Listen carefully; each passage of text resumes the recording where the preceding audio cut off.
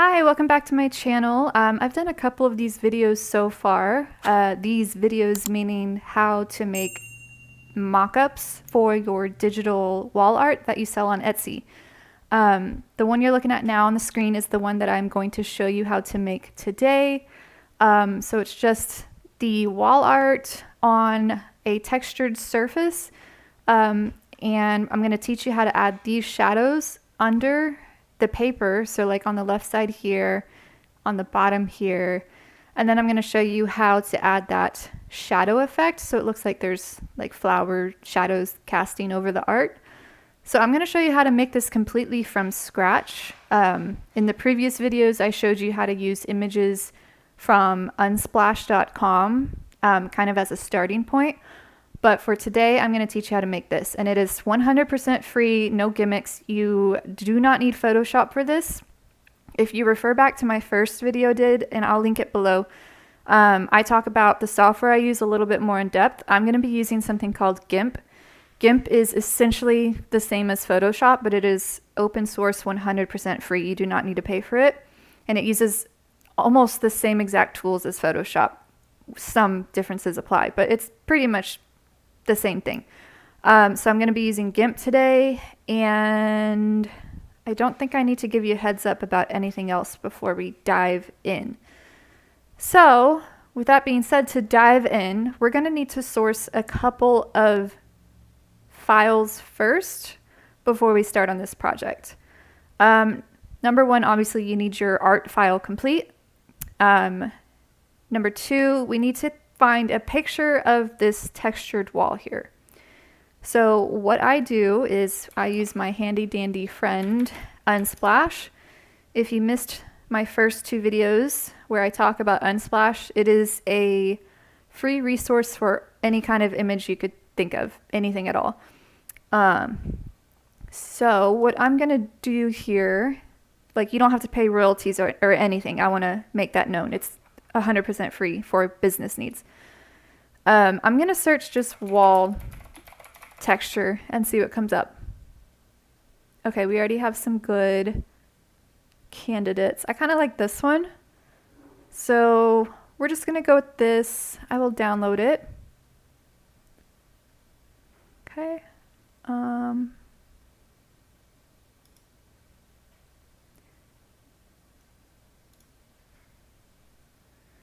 Another thing we're going to need is an image of flowers. So I'm going to again use Unsplash for this, and I'm just going to search flowers and let's see what comes up. So when I'm looking for an image of flowers, I'm looking for something that has a plain background, and that will make sense once we get into GIMP why you're going to make your life a ton easier if you just pick something with a plain background. And I'm also searching for something that is not in a big cluster like this with everything in one spot. We're looking for flowers that are kind of spread out, kind of like what I was showing you here. So it's just a couple hints of a flower. It's not just one big stalk. So I'm just going to keep searching.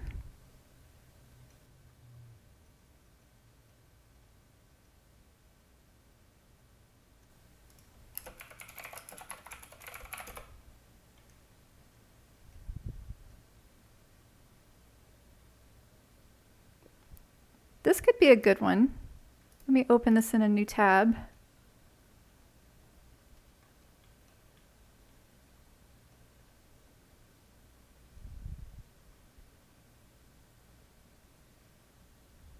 This could be a good one.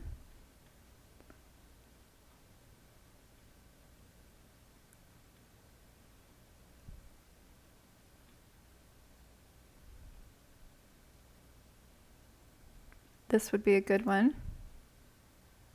Okay. I think we're running out of results here. There's no more white backgrounds. So let's look at what we have.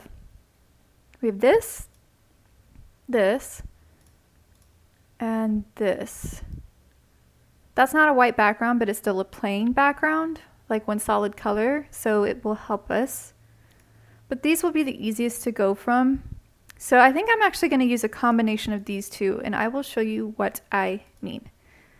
So we're going to download these images.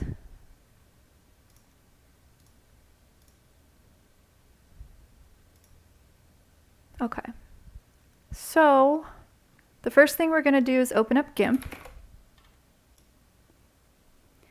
Okay, so if I keep looking over in this direction, it's my second monitor, and that's my cat, so you can look at her in the background. So now that we have all our files from Unsplash, we need to bring them over into GIMP to start working with them. So just get GIMP open and click File, Open, and just find that image of the wall for now.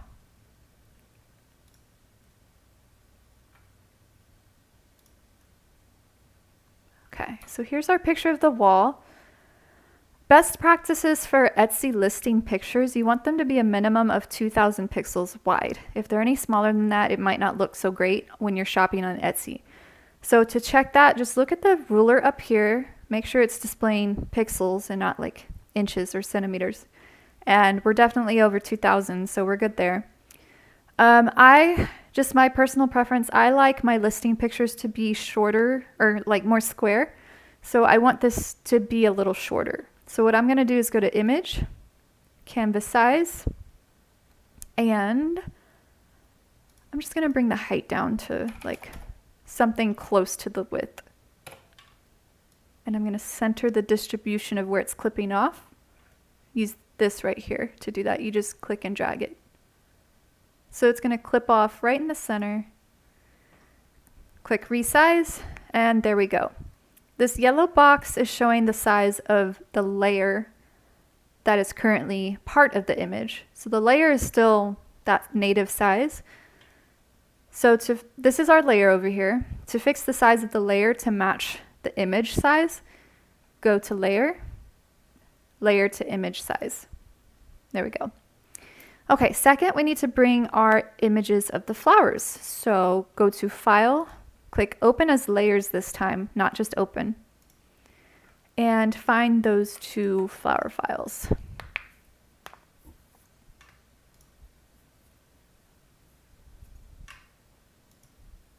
Okay, there they are. So the first layer we have the red flowers, the second layer we have the little purple flowers, and the third layer is our wall. You can't see the wall right now because these other layers are on top of it. So to fix this issue, the first thing we're going to do, I'm going to hide the second layer of the little purple flowers just so we can focus on one at a time. So just working with the red flowers now, what we want to do is get rid of all the white. We want it to be transparent. Whenever you're in GIMP or in Photoshop, transparency means alpha. So if you're seeing the word alpha all around, like, let me show you. I can't find a single example. Like here, colored to alpha. Alpha means transparency. It's nothingness. So if I turn off all these, well, let me just show you. I'll keep going. So to get rid of the white and make it transparent, what we want to do is something called Select by Color. So we want to make sure we're selected on the correct layer over here on the right. Go to Select by Color. And now the cursor changes to this little arrow, and it's basically asking you, can you please click on the color that you want me to select? So we're going to select or click anywhere on the white, and the little marching ants appear. So what it's doing is it's searched for all pixels that match the color of what you just clicked, and it's selecting all of those. So it's selecting all the white right now. I think I forgot a crucial step. It's okay. We need to add an alpha channel so we can manipulate the alpha stuff here. So to do that, right click on the layer over here on the right click on that, and click Add Alpha Channel. Okay, so our little marching ants are still there. We're still grabbing the white. So now all you do is on your keyboard click Delete, and you can see it's transparent now. We can see through to the wall. So, what? Yeah, we can do it that way. Okay, so right now we're selecting everything that's not the flower. For the next step, we want to convert that to, how should I say this? For the next step, we don't want to select the nothingness. We want to select everything that is not nothingness, which means the flowers, the stems, and the leaves. And to do that, all you have to do in this instance is click invert. So we're going to click select and invert. So now we just flipped. We're not doing the alpha selection anymore. We're doing the opposite of that, which is not alpha, which is not transparency. I'm going to undo that.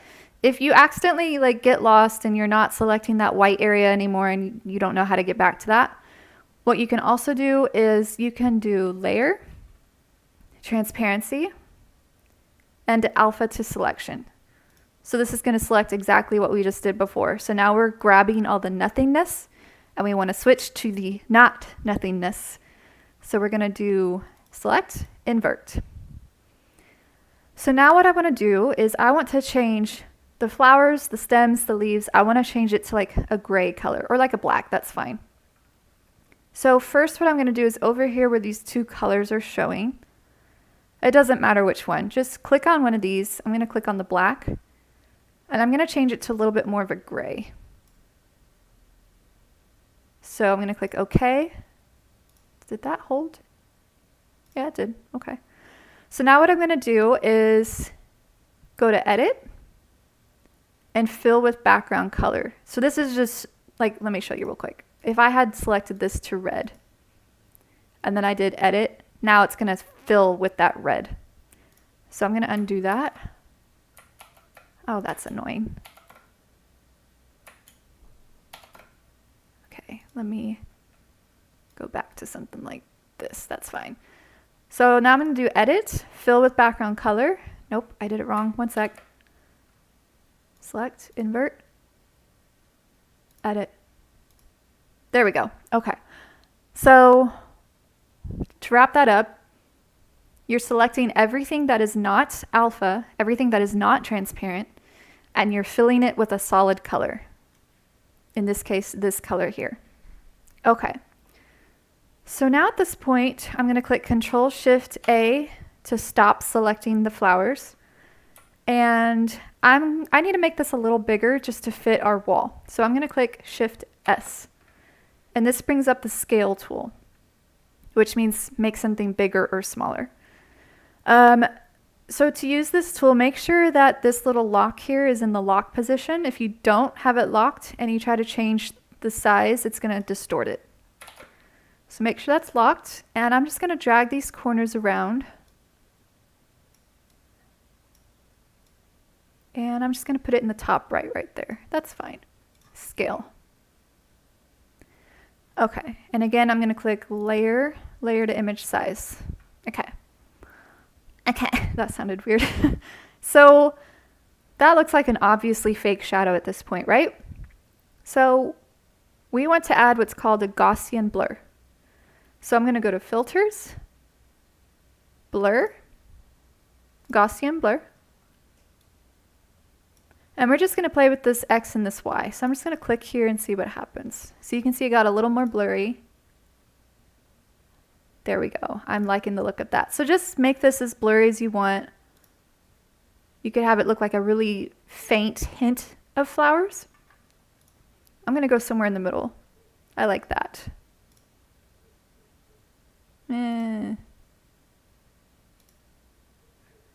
That's good right there. I'm going to click OK. And at this point, I actually want to bring in my file for my art just to see what the shadow looks like on top of it. So let me just find some random art real quick. Give me one sec. Okay, so now I have my art. I want to put it under the layer with the shadows. So you just click and drag to rearrange those. Okay, so if I move this right under the shadows, you can tell that it's kind of hard to see the art at this point. So we just need to change the opacity of the shadows. The opacity means how see-through is it. So to do that, just make sure you're on the layer with the flowers, and there's this little bar here that says opacity, and I'm just going to drag that down. I think that's good right there. Okay. So let me center the art again.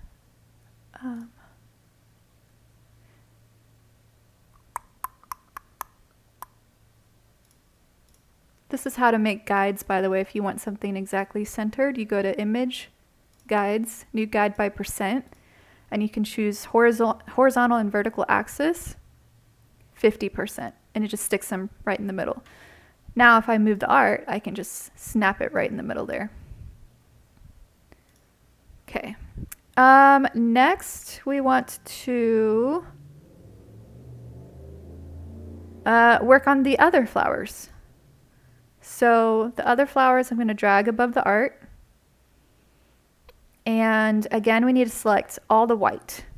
So I'm going to go to Select by Color, click on the white. This might be fishy because those flowers are so small. Let's see. Right click on the layer, click Add Alpha Channel, click Delete on my keyboard. Let's see how that looks. Oh, that looks okay. All right, so now I'm going to do Layer, Transparency, Alpha to Selection. Click on any of the transparent area. I need to invert that, so go to Select, Invert, and Edit, Fill with Background Color.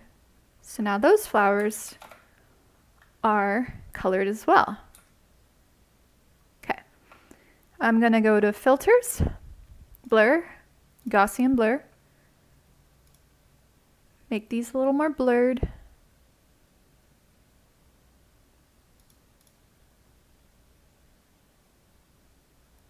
Click OK. Change the opacity. All right, so now let's take a look at what we got. So we got the big flowers and the small flowers. I want to change the position of the small flowers to be more in this left lower corner.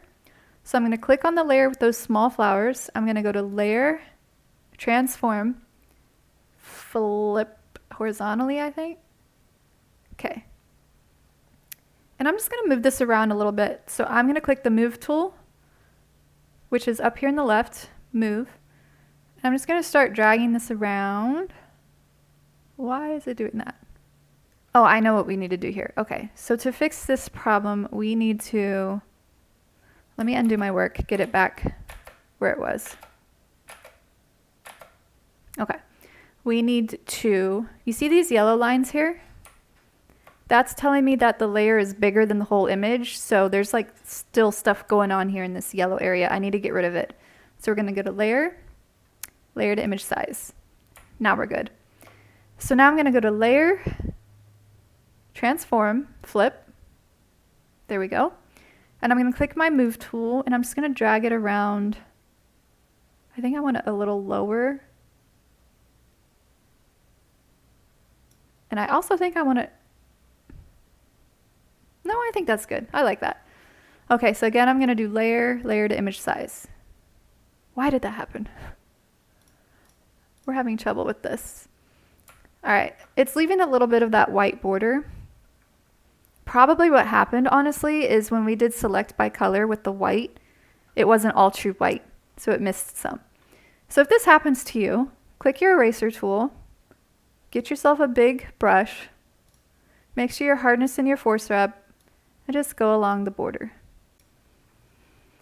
Okay, it's slowly getting darker outside. So I'm getting darker and darker. I'm trying to hurry.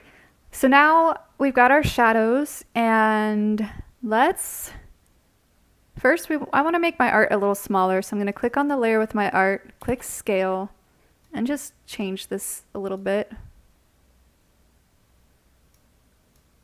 There we go. That's a little better. Next, we're going to focus on putting the shadows under the paper, because right now it looks really fake. So we're going to add a little bit of shadows. So to do this, we need to create a new layer. Call it Bottom Shadow. And we want it under the art. And switch your top color here to like a black or a gray. It's not that important that it's exactly black. This is almost black. Something dark. Get to your rectangle tool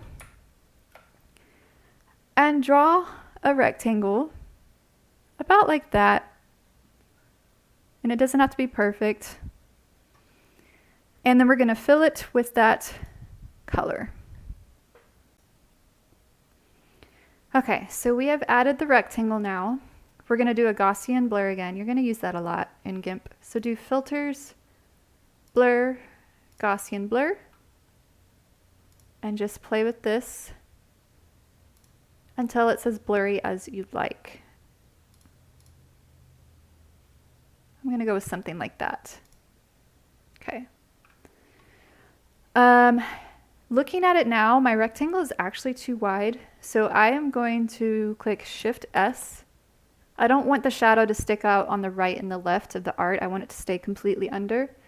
So I am just going to drag the left and the right part a little bit.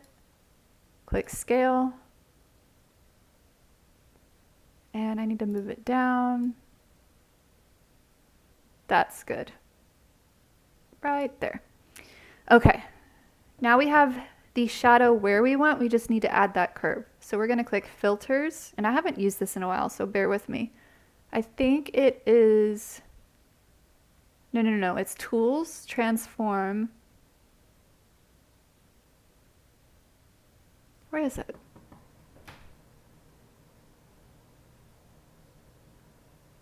There it is. Filters, Distorts, and Curve Bend. Okay, so we are going to click on Lower, and then we're going to click in the middle here and just drag this up.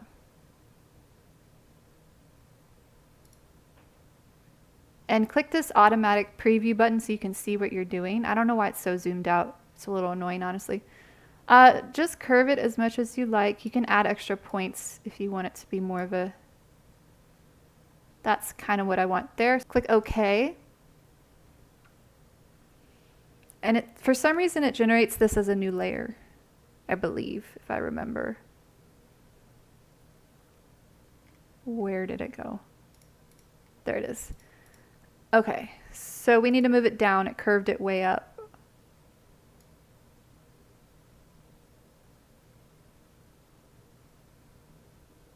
Where is it?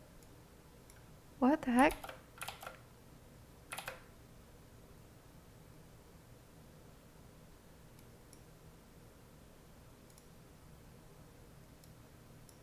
That was weird. Okay, so make sure you're selected on the layer with the shadow. Click this Move tool, and if you need to adjust it, you can just drag it around. So I'm going to do something like that. That looks good to me. Okay, next we need to add one on the left, so we're basically just going to follow the same procedure. I'm going to go through it a little quickly for time's sake so we can move along. So I'm going to do a new layer. I'm going to call it Left Shadow. Again, I'm going to click my rectangle tool, and I'm going to draw a rectangle on the left side. And I'm actually going to make it a little shorter because I had to adjust the other one. That looks good to me. And I'm going to click Edit, Fill with Background Color, Filters, Blur, Gaussian Blur. Oops. Make sure you're not just selected on that. So click Control-Shift-A.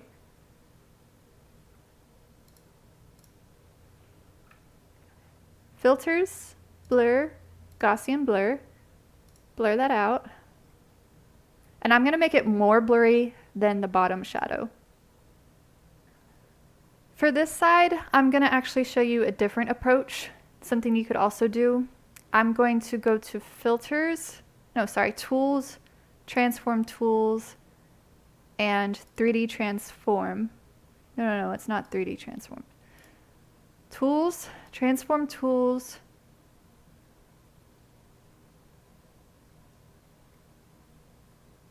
Warp Transform, and I'm going to really make the size of this brush big, like 2,000 pixels.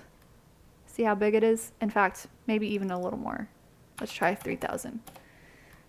Basically make it as big as the rectangle is wide. And then you want to make sure your strengthness your strength and your hardness over here are up pretty high. And basically you're just gonna like click and drag to push a curve. So I'm gonna click on the left side here, somewhere around here, click, hold my mouse down, move my mouse to the right, and you can see the shadow is starting to tuck in a little more. That looks good to me. So let me take this off and show you what happened. It's hard to tell because we blurred it, but what happened is we added a curve along the left side of this shadow. Okay, so there we go. We have our shadows now.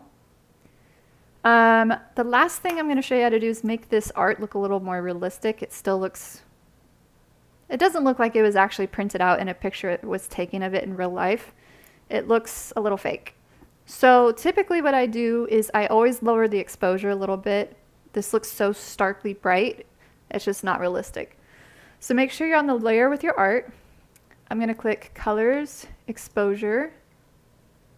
And on this exposure bar, I'm just going to go down.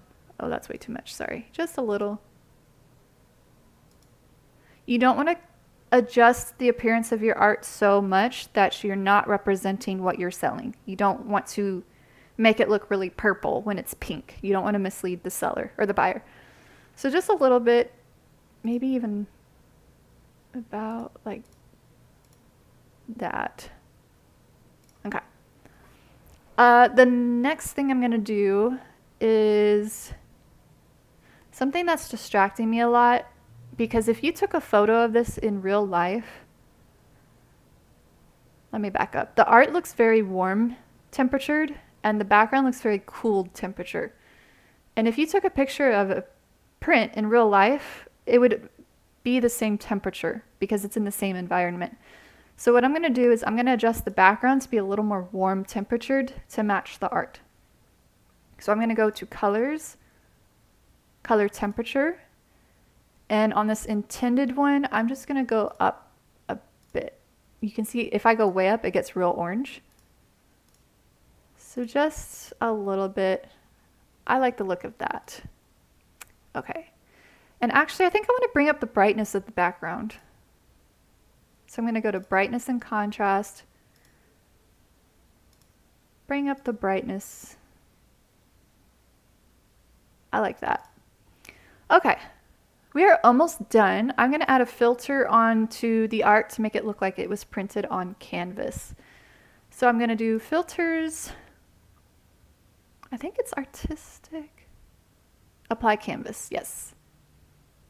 Okay, so if I zoom in on the art now, you can see it's like applying a little canvas filter. I really like this feature. So just play with this how you want. I think, I don't know what happened. Oh yeah, so don't change the depth too much. I kind of like where it was actually. And then I might change the opacity to a little lower, just so there's a hint of texture. Okay. That, my friends, is a finished product at that point. And you just made a mock-up completely from scratch with free resources. Didn't have to pay for anything. So I want to thank you for stopping by, checking out this third video of mine. I'm going to keep this series up because it seems like y'all like it. So I'll just keep adding on to it. Let me know if you want to see other things, like I know I have a request for how to add like a reflection effect on a glass frame. So I know that's on my agenda. But if you have anything else, any other types of videos you want me to make on this topic, please let me know. And that can be anything Etsy related, like anything you want to ask me about selling digital products. So make sure to subscribe and make sure to like this video if you found something helpful in it. And subscribe so you can keep up with the videos that I release in the future on this topic and you don't miss it.